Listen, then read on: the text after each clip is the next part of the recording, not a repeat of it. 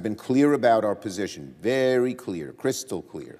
We must raise the debt ceiling cleanly, in a bipartisan fashion, without blackmail or brinksmanship or hostage-taking. House Republicans have taken a different and far more dangerous approach.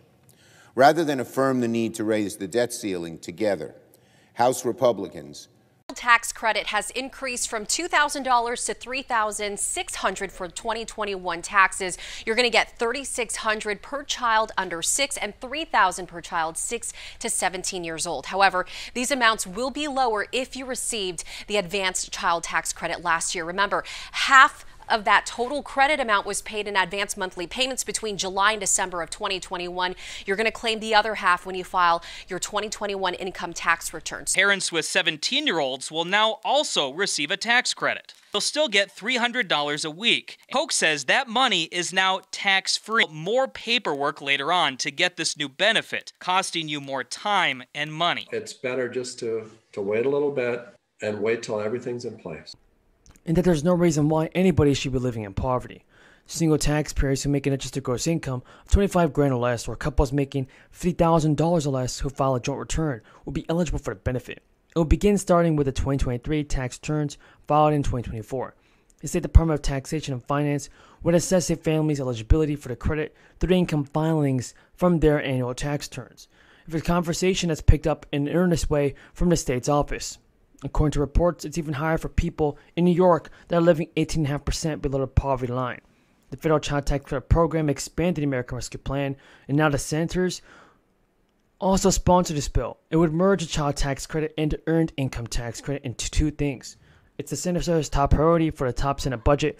He'll be pushing Governor Kathy Hochul to include it in a final spending bill before April.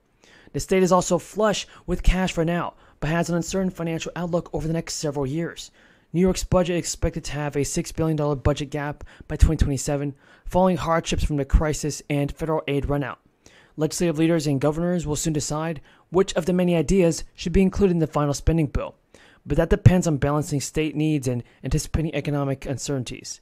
So, the senators estimate that the working families credit will result in a reduction of 13.4%.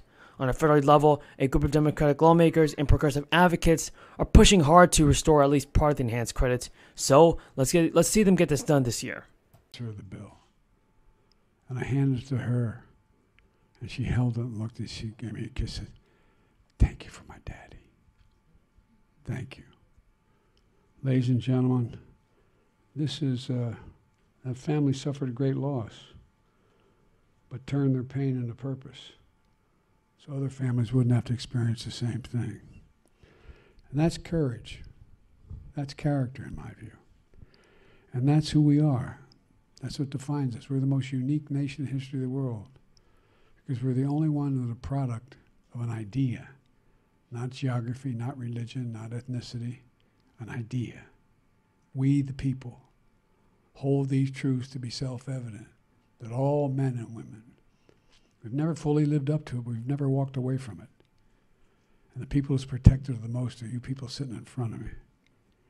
You know, we learned a horrible lesson after Vietnam, how the harmful effects of Agent Orange. And a new generation understandably doesn't focus on that very much. But you know the biggest problem with Agent Orange? It dropped on a hell of a lot of people's heads. They got all kinds of illnesses, but they couldn't prove it. You had to be able to prove it. You had to have the scientific background to be able to dig in and prove it. Social Security Administration, there are more than 334,000 beneficiaries here in Palm Beach County. Seniors are the most vulnerable because they have no way of making more money. The complex offers seniors assistance where it can, but the property manager says he's never seen so many of their tenants struggling to pay their bills. What do you choose, food or rent? Charitable organizations now come by weekly to hand out food. And today, the line to get food was substantial. So, shocking news, you can expect more stimulus checks very soon. It's because Congress is discussing an action plan to address inflation again and help the people on low income. So we know that direct monthly payments are going to be sent out this month. Senior citizens and millions of other people in the United States will soon get their biggest benefit since '81, with the pension program set to deliver an 8% cost of living increase next year. Folks, for according to the Social Security Administration, this annual cost of living adjustment takes effect with December benefits, and the payments will be made in January. With the increase, the average benefit check will rise more than $140 to $2,000 a month, compared with a typical benefit of $1,600 in 2022. The Social Security Administration adjusts payments annually based on the inflation rate, which this year has spiked to its highest level in 4 decades. Seniors lost purchasing power again during this year, since the 5.9% they received in 2022 is well below this year's rise in prices. According to an October survey by the advocacy group, the Senior Citizens League, about 4 in 10 seniors said they drained their emergency savings just to stay afloat this year. And folks, that's not good, because Mary Johnson, the Social Security and Medicare policy analyst at the Senior Citizens League, said anytime they go through a loss of buying power, it means they are exhausting other retirement sources, like savings or maybe even putting more on credit cards, or they might turn to safety net programs. So Johnson also added, "We have just been through a period where retirees are trying to cope and manage, and they've never been through anything like this before."